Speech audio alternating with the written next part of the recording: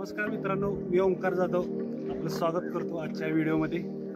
आज आपण आलोय स्वराज्याची पहिली राजधानी म्हणजे राजांचा किल्ला आणि किल्ल्यांचा राजा आपल्या पाठीमागे दिसतो राजगड। आपल्या ह्या ट्रेकमध्ये आपल्या सोबत आहेत निशांत, विजय, सूरज आणि कॅमेरामॅन आपले नंदे पाटील ॲज ऑलवेज। आज 19 फेब्रुवारी म्हणजेच आपल्या शिवाजी महाराजांची जयंती आणि अशा दिवशी एखाद्या किल्ल्यावरती जाणं म्हणजे नशीबच। किल्ला असा निवडला जिथे महाराजांच्या पायांच्या स्पर्शाने पावन झालेली माती आजही त्यांच्या शौर्याची जाणीव करून देते आणि यापुढेही देत राहील। तो किल्ला म्हणजे राजगड। पुण्यापासून अवघ्या 60 किलोमीटरवरती असणारा हा किल्ला आपल्या स्वराज्याची पहिली राजधानी होता। समुद्रसपाटीपासून 4514 फूट उंचीचा हा किल्ला खूपच भव्य आहे। आमचा ह्या किल्ल्यामध्ये प्रवेश झाला ह्या दरवाजामधून। याला नाव आहे चोर दरवाजा। या दरवाजाचा वापर महाराजांच्या येण्या जाण्यासाठी केला जायचा आणि हा सुरक्षेच्या दृष्टीने खूप महत्त्वाचा होता। किल्ल्याच्या परिसरातील हे ठिकाण म्हणजे पद्मावती तलाव। खूप स्वच्छ पाणी आहे, याचा वापर आत्ता पण पिण्यासाठी केला जातो। 5 सप्टेंबर 1659 मध्ये एक दुःखद घटना घडलेली, ती म्हणजे महाराजांच्या पहिल्या राणीसाहेबा सईबाई यांचं निधन झालेलं। त्यांच्या समाधीला नमन करून आपण पुढे जाऊयात।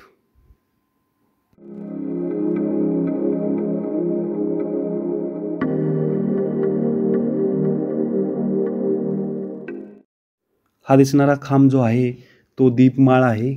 याचा वापर दिवा लावण्यासाठी अर्थातच केला जात असेल किंवा दूरच्या लोकांना सिग्नल देण्यातही उपयोग केला जात असावा।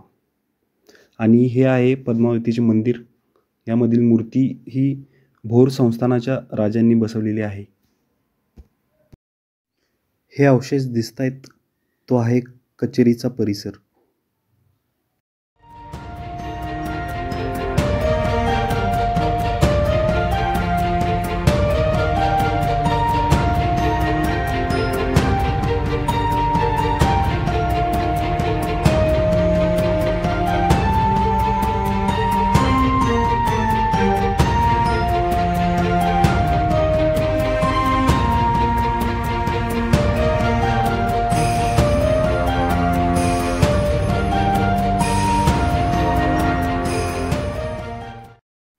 हे अवशेष आहेत राजवाड्याचे।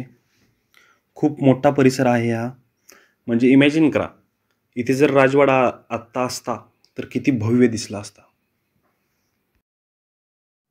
हे आहे दारुगोळा साठवण्याचं कोठार। इथे आपल्याला तोफेचे अवशेष पण दिसत आहेत। अंबरखाना म्हणजे धान्याचे कोठार। स्वराज्याची राजधानी असल्याने अर्थातच खूप लोक या गडावरती राहिले होते आणि त्यांच्यासाठी अन्नधान्याची सुविधा किंवा जर गडावरती शत्रूंनी हमला केलाच तर युद्ध किती दिवस चालेल हे सांगता येणार नाही। त्यामुळे सर्वात महत्त्वाची गोष्ट असायची ती म्हणजे धान्य। जास्त कालावधीसाठी धान्य पुरेल इतके हे मोठे कोठार आहे। हा परिसर आहे सदर। हा आता पूर्णपणे बांधलेला आहे। परत एकदा जर तुम्हाला गडावरती राहायचं असेल तर इथे राहू शकता। आपण हे आत जाऊन सुद्धा बघू शकतो आता कसं आहे ते।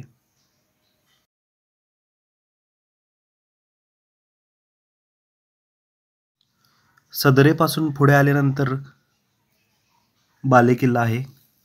त्याच्या आधी वाटेत हे तोफेचे अवशेष आहेत आणि हा जो कट्टा दिसतोय तो झेंड्यासाठी आहे।